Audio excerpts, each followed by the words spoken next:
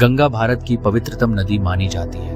ये वह नदी है जिसके स्पर्श मात्र से पाप कट जाते हैं, जिसके जल से आत्माएं स्वर्ग का मार्ग प्राप्त करती हैं।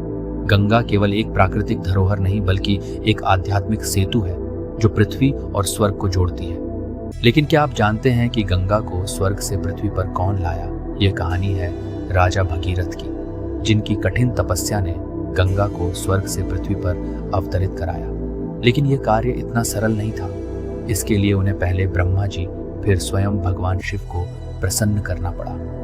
आखिर गंगा ने कौन सी कठिन शर्तें रखी और कैसे भगवान शिव ने इस असंभव कार्य को संभव बनाया?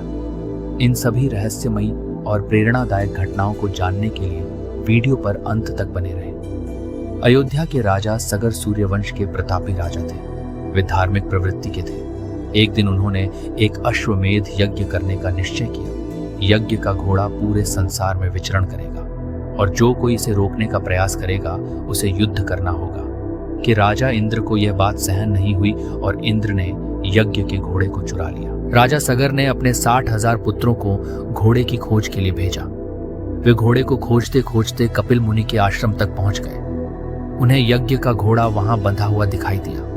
बिना सोचे समझे सगर के पुत्रों ने महर्षि कपिल पर चोरी का आरोप लगा दिया।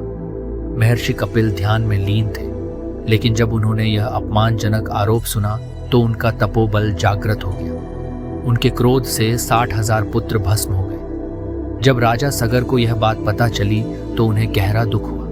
ऋषियों और विद्वानों ने उन्हें बताया कि उनके पुत्रों की आत्माएं पृथ्वी पर प्रेत योनि में भटक रही हैं।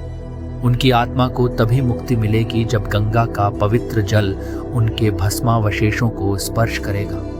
उनके पुत्र अंशुमान ने गंगा को पृथ्वी पर लाने का प्रयास किया, लेकिन असफल रहे। इसके बाद दिलीप ने भी प्रयास किया, लेकिन वह भी सफल नहीं हो सके। अंततः यह जिम्मेदारी सगर वंश के महान राजा भगीरथ पर आई। भगीरथ ने गंगा को पृथ्वी पर लाने के लिए ब्रह्मा जी की तपस्या की।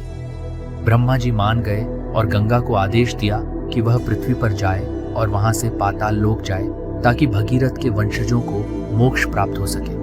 गंगा ने कहा, मैं पृथ्वी पर आने के लिए तैयार हूं, लेकिन मेरी धारा इतनी प्रबल होगी कि पृथ्वी इसे सहन नहीं कर सकेगी और रसातल में चली जाएगी। यह सुनकर राजा भगीरथ ने भगवान शिव की कठोर तपस्या आरंभ की। राजा भगीरथ की घोर तपस्या से प्रसन्न होकर भगवान शिव प्रकट हुए और गंगा की धारा को अपनी जटाओं में धारण करने का वचन दिया।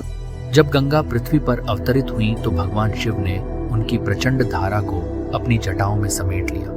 राजा भगीरथ की प्रार्थना पर भगवान शिव ने अपनी जटाओं से गंगा की धारा को धीरे धीरे पृथ्वी पर छोड़ा। राजा भगीरथ के पीछे पीछे गंगा कपिल मुनि के आश्रम की ओर बढ़ने लगी। गंगा की धारा ने पहाड़ों, जंगलों और मैदानों से होकर बहते हुए कई स्थानों को पवित्र किया। अंततः गंगा कपिल मुनि के आश्रम तक पहुंची और सगर के 60,000 पुत्रों की राख को स्पर्श किया। गंगा के पवित्र जल के स्पर्श से उनकी आत्माओं को मुक्ति मिली और वे स्वर्ग लोक को प्राप्त हुए। इस अद्वितीय प्रयास के कारण गंगा को भगीरथी भी कहा जाता है। यह नाम राजा भगीरथ के अथक परिश्रम और त्याग का प्रतीक है।